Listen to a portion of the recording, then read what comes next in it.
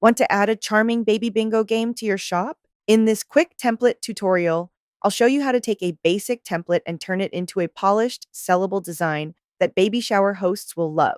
First up, let's change the title font to Annie Use Your Telescope. It's playful and adds just the right sprinkle of whimsy. Next, I'm swapping out the bold blue color for a soft blush pink and some other different tones of pink.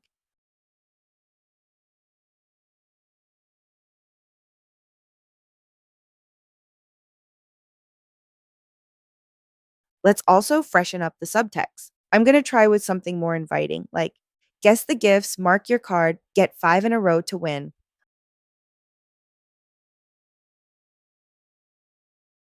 I'm also updating the free space to say mom's choice. Little touches like this make your design stand out. You can also explore more stock designs in Template to create baby bingo cards in different styles. Think boho rainbows, woodland animals, or minimalist neutrals.